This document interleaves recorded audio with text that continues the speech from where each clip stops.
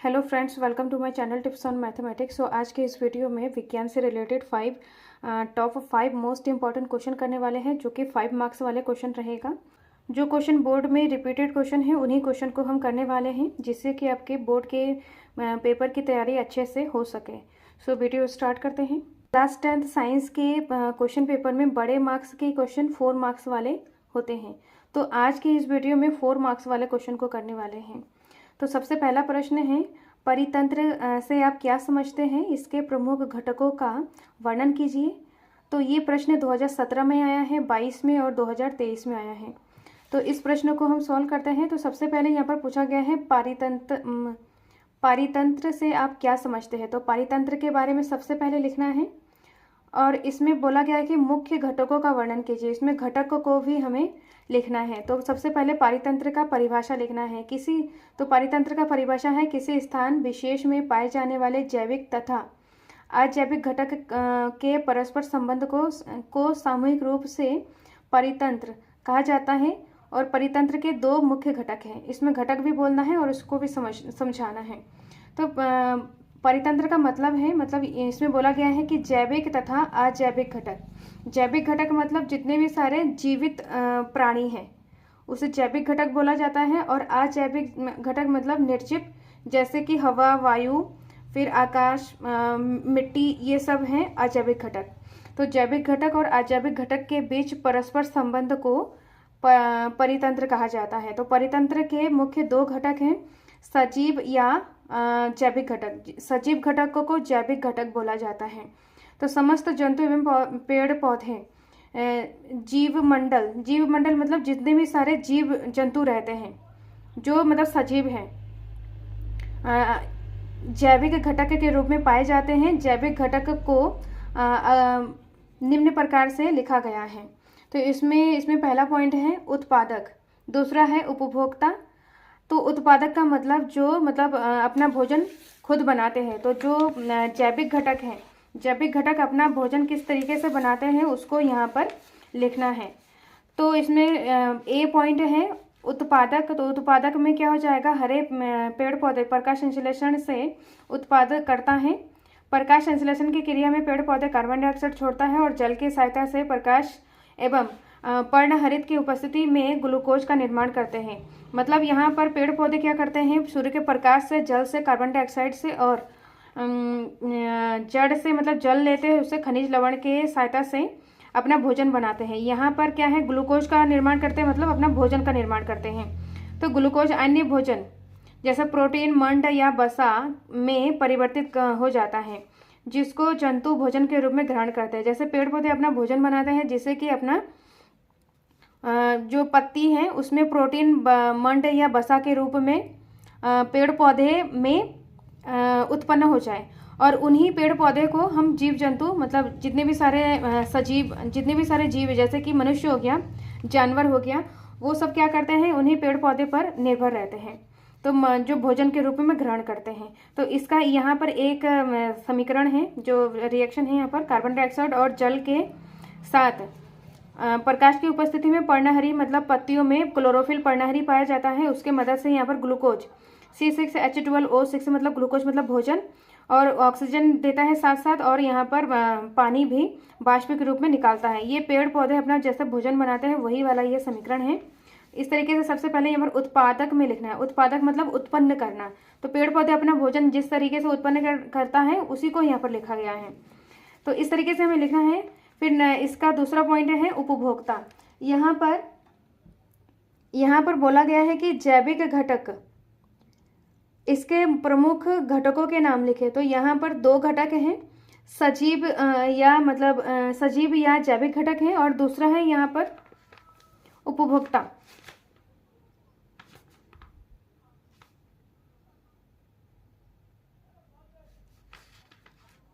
दूसरा है यहाँ पर निर्जीव या अजैविक घटक है। तो इसको हम बाद में करेंगे। तो सबसे पहले यहाँ पर सजीव वाला करते हैं। तो इसमें ए पॉइंट है उत्पादक, जो हमने अभी समझाया है, और उपभोक्ता मतलब जो इस पेड़ पौधे को अपना मतलब भोजन के रूप में ग्रहण करता है। उपभोक्ता मतलब ग्रहण करना। जंतु पेड़ पौधे द्वारा अपना भोजन पर आश्रित रहते हैं, पेड़ पौधे पर आश्रित रहते हैं, इसलिए जंतु को उपभोक्ता कहा जाता है। जैसे कार्बन डाइऑक्साइड, प्रोटीन, वसा विटामिन तथा खनिज तत्व हरे भोजन के अवयव है जो मतलब अनाज, जीव, फल, सब्जी आदि से प्राप्त होता है। जो मतलब मनुष्य हो गया है, जानवर हो गया, उनको भोजन कहाँ से मिलता है? पेड़ पौधों से मिलता है। और पेड़ पौधों में क्या रहता है? कार्बोहाइड्रेट, प्रोटीन, वसा, विटामिन, ये सब रहता है। तो ये सभी पौधे ही की ही देन है। ये हमें पौधे से मिलता है। कुछ जंतु मांसाहारी होते हैं जो आप भोजन शाकाहारी जंतु का शिकार कर पाते हैं। और उपभोक्ता निम्न प्रकार से होते हैं। अब इसमें उपभोक्ता में भी 3 पॉइंट है, उसको हम समझते हैं कि उपभोक्ता किस प्रकार का हो सकता है। तो सबसे पहले उपभोक्ता है प्रथम श्रेणी का उपभोक्ता शाकाहारी है, द्वितीय श्रेणी का है मांसाहारी और तृतीय श्रेणी का है तृतीय उपभोक्ता। तो प्रथम श्रेणी में यहाँ पर उपभोक्ता के 3 पॉइंट है, उसको भी हमें इसमें इंक्लूड करना है जिससे कि हमारा जो 4 मार्क्स है वो पूरा कंप्लीट आ जाए। अगर इसमें से कुछ भी अगर स्किप कर दें तो मार्क्स कट सकता है। तो उपभोक्ता में शाकाहारी में क्या है? जो शाकाहारी होते हैं, ये शाकाहारी होते हैं। इसमें इसके अंतर्गत वे जंतु आते हैं जो भोजन में मतलब सीधे भोजन के लिए सीधे हरे पेड़ पौधे से ही प्राप्त करते हैं, जैसे खरगोश, बकरी, ये चूहे, हिरन, गाय, भैंस आदि हो गया है। और मांसाहारी में क्या है? ये मांसाहारी है एवं प्राथमिक उपभोक्ता या शाकाहारी प्राणी का शिकार करते हैं, जैसे कि यहाँ पर सांप, मेंढक, गिरगिट, छिपकली, मैना, पक्षी, लोमड़ी, भेड़िया, बिल्ली इत्यादि। अब तृतीय में क्या आ गया है? इसमें द्वितीय श्रेणी के उपभोक्ता को खाने वाले जंतु आते हैं। जो द्वितीय श्रेणी वाले हैं वही वाले इसमें आते हैं, जैसे कि सांप मेंढक का शिकार करता है। जो सांप है वो मेंढक को खाता है। मछली, बड़ी मछली छोटी मछलियों को शिकार करते हैं। और मांसाहारी चिड़िया मछलियों को शिकार करते हैं। जो चिड़िया होती है वो मछलियों को खाती हैं। कुछ जंतु एक से अधिक श्रेणी में उपभोक्ता होते हैं, जैसे बिल्ली, मनुष्य आदि। ये सारे मांसाहारी और शाकाहारी दोनों हो सकते हैं। ये सर्वभक्षी कहलाते हैं।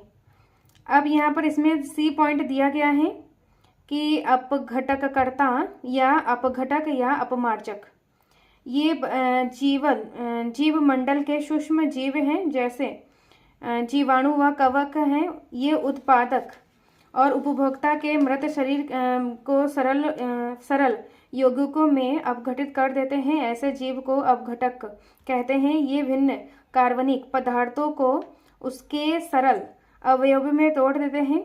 सरल पदार्थों पुनः भूमि में मिलकर परितंत्र के अजैव घटक के अंश बन जाते हैं।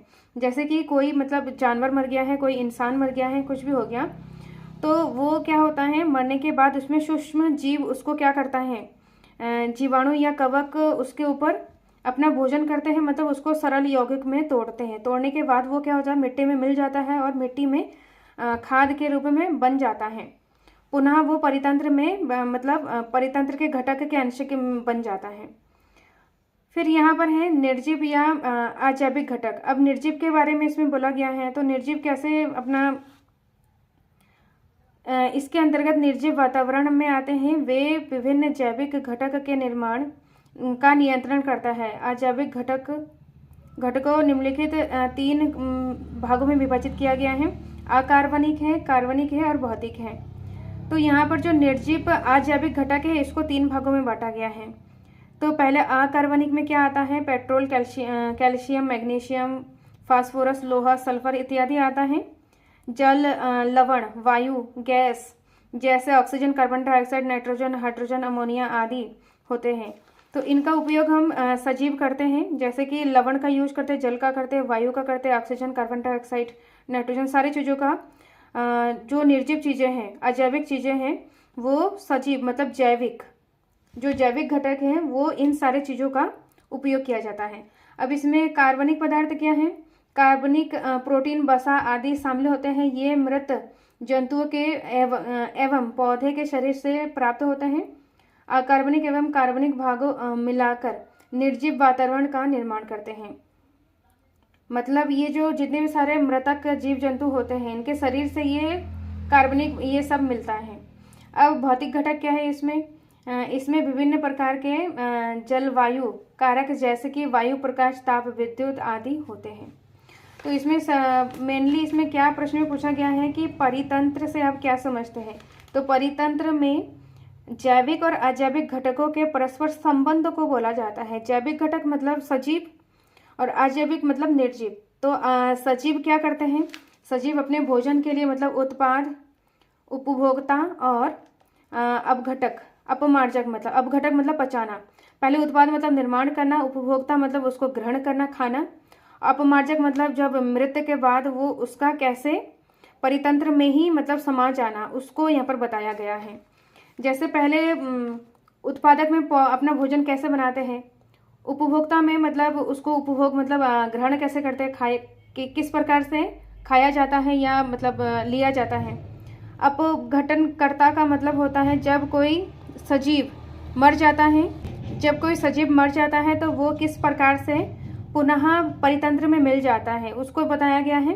फिर निर्जीव में यहाँ पर अकार्बनिक, कार्बनिक और भौतिक है। तो निर्जीव में अकार्बनिक में क्या आ जाएगा, पोटेशियम, कैल्शियम, मैग्नीशियम, ये सब सारी चीज़ें आ जाएंगे। और इन्हीं सारी चीज़ों का उपयोग जीव जंतु करते हैं, मतलब जैविक घटक करते हैं। कार्बनिक पदार्थ का भी कार्बनिक पदार्थ का भी यूज करते हैं और भौतिक पदार्थ का भी उपयोग किया जाता है। तो इस प्रकार जैविक और अजैविक घटकों के परस्पर संबंध, एक दूसरे के साथ मतलब संबंध को ही परितंत्र कहा जाता है। तो इस तरीके से हमें इस प्रश्न को रटना नहीं है, बिल्कुल इसको अच्छे से समझ के अपनी भाषा में लिखना है। लेकिन यहाँ पर जो हेडिंग है, इस हेडिंग के आधार पर अगर आप लिखोगे तो बिल्कुल मार्क्स नहीं कटेगा, इसको हम अच्छे से लिख सकते हैं। अब नेक्स्ट प्रश्न को करते हैं। नेक्स्ट प्रश्न है, प्रेरित वैद्युत धारा की दिशा जिस नियम द्वारा ज्ञात किया जाता है उससे उल्लेख कीजिए। इसको फ्लेमिंग के दाएं हाथ का नियम भी बोला जाता है। ये प्रश्न 2022 में आया है। तो इसको यहाँ पर सॉल्व करते हैं कि इसको हमें कैसे करना है। यहाँ पर इस चीज़ को हमें ध्यान रखना है कि प्रेरित वैद्युत धारा की दिशा किस नियम से ज्ञात किया जाता है। प्रेरित वैद्युत धारा की फ्लेमिंग के दाएं हाथ के नियम के अनुसार इसको ज्ञात किया जाता है। इसको हमें ध्यान रखना है कि प्रश्नों को इस तरीके से भी पूछा जा सकता है। डायरेक्टली फ्लेमिंग के दाएं हाथ का नियम, दक्षिण हस्त नियम, इस तरीके से भी पूछा जा सकता है। उत्तर में लिखेंगे प्रेरित वैद्युत धारा की दिशा फ्लेमिंग के दाएं हाथ के नियम से ज्ञात किया जा सकता है। तो फ्लेमिंग के दाएं हाथ का नियम हम लिखेंगे। इस नियम के अनुसार यदि दाएं हाथ के अंगूठे उसके पास के तर्जनी अंगूठे तथा मध्यम अंगूठे को परस्पर एक दूसरे से लंबवत किया जाता है। मतलब लंबवत मतलब जैसे अंगूठे और तर्जनी के बीच में 90 डिग्री का कोण बनना चाहिए, मतलब सीधा होना चाहिए, अंगूठा सीधा होगा। फिर तर्जनी और मध्यमा में भी यहाँ पर 90 डिग्री का कोण बनना चाहिए बीच में। लंबवत फैलाकर इस प्रकार से रख दिया जाता है कि तर्जनी अंगूठे चुंबकीय क्षेत्र, तर्जनी रखे कि तर्जनी उंगली चुंबकीय क्षेत्र को की दिशा में तथा अंगूठे चालक की गति की दिशा में, और मध्यमा उंगली मतलब चालक में धारा की दिशा बताती है। इसमें इस लाइन को हमें याद करना है कि तर्जनी जो उंगली होती है वो चुंबकीय क्षेत्र को दर्शाता है, अंगूठा चालक की गति की दिशा को, और मध्यम उंगली चालक में धारा की दिशा को बताता है, जैसे कि यहाँ पर चित्र में यहाँ पर बताया गया है। तो यहाँ पर इतना ही हमें लिखना है। इसमें फ्लेमिंग के दाएं हाथ के नियम में हमें सिर्फ इतना लिखना है और ये चित्र बनाना है।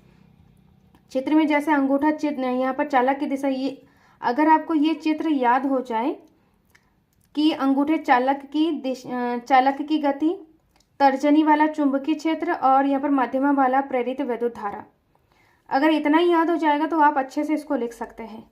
अब नेक्स्ट प्रश्न है फ्लेमिंग के बाएं हस्त नियम।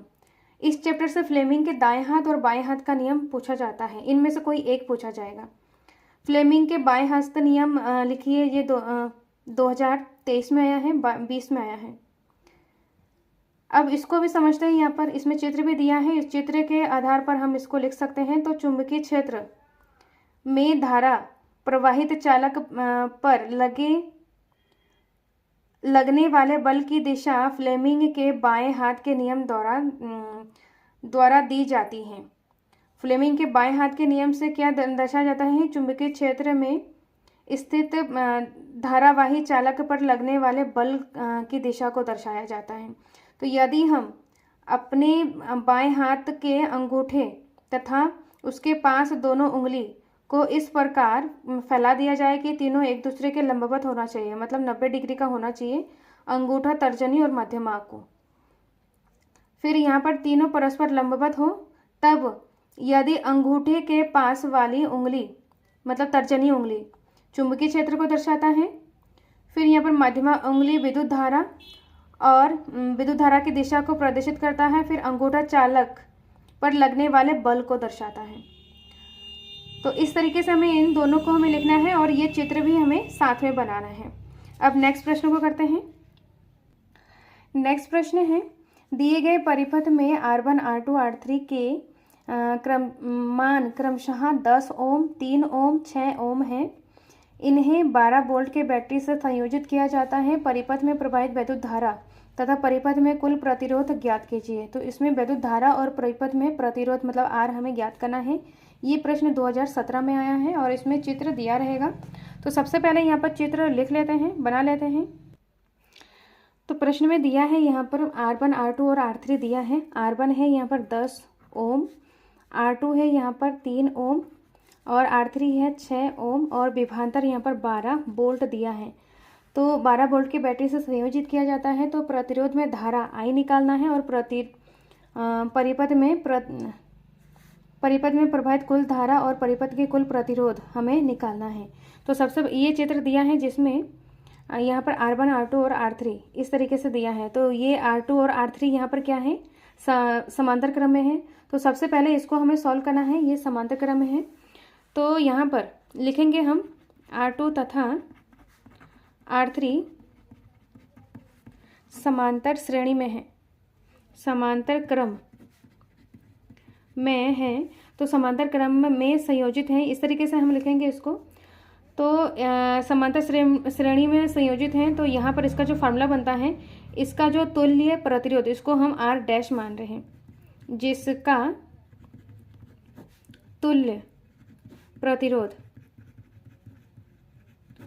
R डैश है, इस तरीके से लिखना है। तो 1/R1 बराबर 1/R2 और R3 है। तो 1/R2 प्लस 1/R3 है।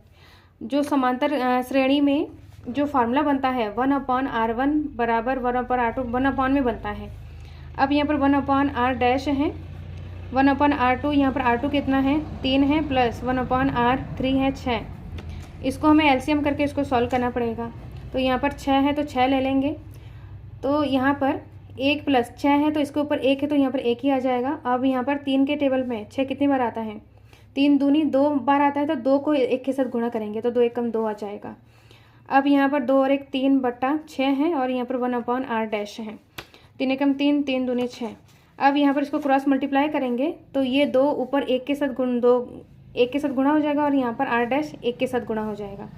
तो R डैश जो है वो 2 आ गया है।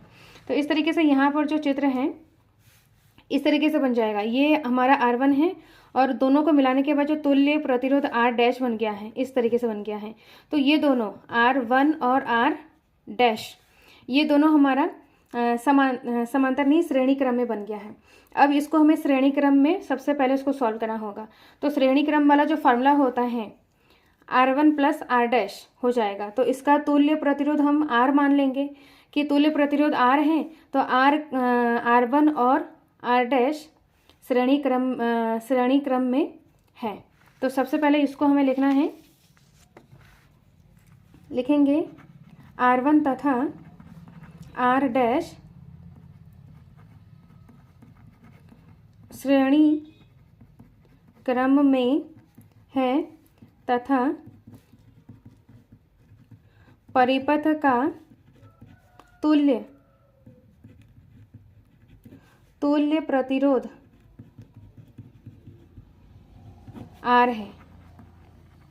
R है तो श्रेणी क्रम का जो फार्मूला होता है तुल्य प्रतिरोध R, तुल्य मतलब टोटल।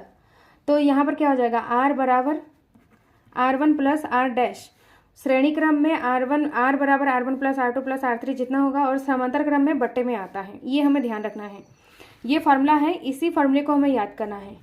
एक फार्मूला तो ये है, समांतर क्रम वाला और श्रेणी क्रम वाला फार्मूला ये है। इन्हीं फार्मूले से हमें इसको सॉल्व करना है। तो तुल्य प्रतिरोध, टोटल प्रतिरोध R बराबर R1 यहाँ पर कितना है, R1 है 10 प्लस R डैश यहाँ पे 2 निकाला था, तो टोटल प्रतिरोध यहाँ पर क्या हो गया है 12 ओम। तो टोटल प्रतिरोध जो निकालने के लिए कहा था ये 12 ओम आ गया है। एक आंसर निकाल दिया है हमने टोटल कुल प्रतिरोध, और दूसरा हमें वैद्युत धारा निकालना है। तो वैद्युत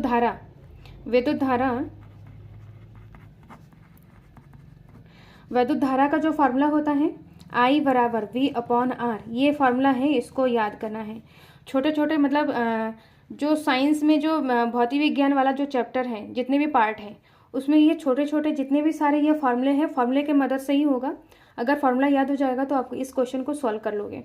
तो यहाँ पर हमें I निकालना होगा, तो I बराबर V यहाँ पर क्या है, कितने विभवांतर यहाँ पर क्या है 12 वोल्ट के बैटरी से संयोजित किया जा रहा था, और R यहाँ पर टोटल, पहले टोटल R करना होगा। जो प्रतिरोध है इसको सबसे पहले टोटल करना पड़ेगा। टोटल यहाँ पर कुल प्रतिरोध यहाँ पर क्या है 12 है, तो 12 से 12 को अगर हम डिवाइड कर देंगे तो यहाँ पर क्या आ जाएगा 1। धारा का मात्रक यहाँ पर एम्पियर है, तो कुल विद्युत धारा I बराबर 1 एम्पियर। एक आंसर तो ये है। और यहाँ पर प्रतिरोध, कुल प्रतिरोध जिसको हमने R से डिनोट किया है 12 ओम, ये दूसरा आंसर है। तो यहाँ पर हमें इसका जो मात्रक है, जैसे कि प्रतिरोध का मात्रक ओम है, वैद्युत धारा का मात्रक एम्पियर है, मात्रक लगाना बहुत ज़रूरी है। इससे नंबर कट सकता है अगर आप गलत लगा दोगे, या तो नहीं लगाओगे तब भी इसमें नंबर कट जाएगा। इसमें यही विशेष ध्यान देना है भौतिक विज्ञान में कि इसका मात्रक हमें सही से लगाने हैं। इस तरीके से इसको सॉल्व करेंगे। अब नेक्स्ट प्रश्न को करते हैं। इसका नेक्स्ट प्रश्न है, ये जो पहले प्रश्न किया है 2017 में आया था। अब नेक्स्ट प्रश्न है, एक टॉर्च में बल्ब में 5 वोल्ट तथा 500 मिली एम्पियर अंकित है, ज्ञात कीजिए। इसमें बल्ब का प्रतिरोध ज्ञात करना है, बल्ब की शक्ति ज्ञात करना है। तीसरा पॉइंट है, 1 घंटे चलने के बाद बल्ब द्वारा उपभोक्त ऊर्जा, 1 घंटे में कितना ऊर्जा उसने उपभोग किया है, उसको हमें निकालना है। 3 पॉइंट को हमें इसमें निकालना है। तो इसको सॉल्व करते हैं। तो प्रश्न में टॉर्च का विभवांतर यहाँ पर दिया है, 5 वोल्ट, और यहाँ पर धारा दिया है 500 मिली एम्पियर है। तो यहाँ पर हमें मिली एम्पियर से एम्पियर में बदलना होगा, जिसके लिए यहाँ पर क्या करना होगा, जिसके लिए यहाँ पर 1/1000, मतलब 1/1000 से इसको हमें क्या करना होगा, गुणा करना होगा। मतलब यहाँ पर 500 को 1000 से भाग देना होगा, कहने का मतलब। तो मिली एम्पियर से एम्पियर में बदल जाएगा, तो यहाँ पर आ जाएगा 500/1000। तो 2 0 से 2 0 कट जाएगा, तो यहाँ पर बचा क्या है 5/10। इसको डिवाइड करेंगे तो यहाँ पर 0.5 एम्पियर आ जाएगा। तो यहाँ पर धारा I बराबर 0.5 एम्पियर है। अब यहाँ पर समय भी दिया है, समय बराबर 1 घंटा। ये चीज़ें यहाँ पर प्रश्न में यूज होने वाला है, इसलिए सबसे पहले इसको हम निकाल लेते हैं। समय बराबर 1 घंटा, तो इसको हमें सेकंड में कन्वर्ट करना होगा। तो सेकंड में कन्वर्ट करने के लिए 1 घंटे में कितना मिनट होता है, 60 मिनट होते हैं। फिर 60 मिनट में कितने सेकंड होते हैं, 60 सेकंड होते हैं। तो ये किस में कन्वर्ट हो गया है, सेकंड में कन्वर्ट हो गया है। तो जो टाइम है, समय, इसको T से डिनोट किया है। तो T बराबर यहाँ पर क्या हो जाएगा 6 36, और यहाँ पर 00, ये क्या है सेकंड है। तो T निकल गया है। अब इसमें सबसे पहला पॉइंट है, पहले पॉइंट में बोला जा रहा है कि बल्ब का प्रतिरोध हमें निकालना है। तो ये फॉर्मूले से हम इसको निकालेंगे। तो बल्ब का प्रतिरोध R बराबर V अपॉन I, ये एक फार्मूला है। मतलब I बराबर V अपॉन R है एक मतलब जो फार्मूला है, I बराबर वैद्युत धारा बराबर विभवांतर बट्टा प्रतिरोध, ये फार्मूला है। तो इसी फार्मूले के मदद से यहाँ पर R और R को क्रॉस मल्टीप्लाई कर देंगे, R ऊपर चला जाएगा, I नीचे आ जाएगा। तो इस तरीके से हमने लिखा है, क्योंकि यहाँ पर प्रश्न में क्या दिया है, विभवांतर दिया है। प्रश्न में विभवांतर और धारा दिया है, ये विभवांतर है और धारा यहाँ पर ये है, दोनों दिया है। तो इसके मदद से R हम निकाल सकते हैं। तो R बराबर हो जाएगा, V कितना है यहाँ पर 5 है और R यहाँ पर 0.5 है। तो पॉइंट से पॉइंट हट जाएगा, तो यहाँ पर गुणे में 10 आ जाएगा, और यहाँ पर सिंपल 5 आ गया, 5 से 5 कट गया, तो यहाँ पर R क्या बचा है 10। R यहाँ पर प्रतिरोध का मात्रक है 10 ओम। तो यहाँ पर पहले पॉइंट का जो आंसर है प्रतिरोध यहाँ पर 10 ओम है, एक आंसर निकल गया है। अब इसका दूसरा पॉइंट है, दूसरे पॉइंट में सेकंड पॉइंट में हमें निकालना है कि बल्ब की शक्ति, बल्ब की शक्ति हमें निकालना है। तो बल्ब की शक्ति इसका फॉर्मूला है, हमें यहाँ पर ये फॉर्मूले जो है, फॉर्मूले जितने सारे हैं, पहले के क्वेश्चन में भी ये वाला फॉर्मूला यूज हुआ था। इस फॉर्मूले की मदद से हमें आई भी निकाल सकते हैं, वी भी निकाल सकते हैं, आर भी निकाल सकते हैं। अगर यहाँ पर वी और आर दिया है तो आई निकाल सकते हैं, आई और आर दिया है तो वी निकाल सकते हैं, और यहाँ पर आर निकाल सकते हैं वी और आई की मदद से। तो तीनों हम निकाल सकते हैं, मतलब इस फॉर्मूले की मदद से। तो फॉर्मूला यहाँ पर याद करना है मेन। अब यहाँ पर शक्ति निकालना है, तो शक्ति का जो फॉर्मूला है P बराबर वी आई, ये है P बराबर वी आई, शक्ति का फॉर्मूला है। तो शक्ति बराबर V यहाँ पर दिया है V 5 गुणा I यहाँ पर है 0.5, इसको हमें क्या करना है, गुणा करना है। 5 5 25, तो यहाँ पर आ जाएगा पॉइंट, यहाँ पर एक संख्या के सामने यहाँ पर आ जाएगा। तो शक्ति बराबर 2.5 वाट आ जाएगा। शक्ति का मात्रक है यहाँ पर वाट, इसको हमें लिखना है। प्रतिरोध का मात्रक है यहाँ पर ओम, इसको हमें लिखना है। तो ये दूसरा आंसर निकल गया है, इस फॉर्मूले को याद करना है। अब तीसरा पॉइंट है इसका, 1 घंटे में जलने पर बल्ब द्वारा उपभुक्त ऊर्जा, इसको लिखना है 1 घंटे में, 1 घंटे जलने में बल्ब द्वारा उपभोग या उपयोग ऊर्जा हमें निकालना है। तो ऊर्जा मतलब W बराबर PT, W बराबर PT। तो P यहाँ पर शक्ति है, शक्ति और समय, यहाँ पर W बराबर W का मतलब है ऊर्जा, ऊर्जा बराबर शक्ति गुणा समय। तो शक्ति यहाँ पर हमें निकाला है 2.5, ये फार्मूला है, याद करना है। फार्मूले को बहुत मोस्टली इसको याद करना है। फार्मूला याद हो जाएगा तो आप इस क्वेश्चन को आसानी से सॉल्व कर सकते हो। अगर फार्मूला याद नहीं होगा तो आप इसको सॉल्व नहीं कर सकते हो, कुछ भी नहीं कर सकते हो। तो W बराबर PT, और ये जो फार्मूले हैं ये बहुत ही छोटे छोटे फार्मूले हैं, इसको अगर आप 2 से 3 बार अगर प्रैक्टिस करोगे तो ये फार्मूले सारे याद हो जाएगा। तो यहाँ पर W बराबर PT है, तो P का मान यहाँ पर अभी निकाला है, और T यहाँ पर है, T यहाँ पर निकाला था 3600, इसको क्या करना है, गुणा करना है। तो गुणा करने के बाद यहाँ पर आ जाएगा 9000 जूल। तो यहाँ पर उपभुक्त किया गया ऊर्जा कितना है, 9000 जूल, ये इसका फाइनल आंसर है। तो इस तरीके से हमने इस वीडियो में 5 मोस्ट इम्पॉर्टेंट 5 मार्क्स वाले कर चुके हैं। नेक्स्ट वीडियो में हम 4 मार्क्स वाले 5 इम्पॉर्टेंट क्वेश्चन को करेंगे, और इस वीडियो को ज़्यादा से ज़्यादा शेयर करें जिससे कि इस वीडियो का हेल्प सबको मिले। मिलते हैं नेक्स्ट वीडियो में। Thank you so much.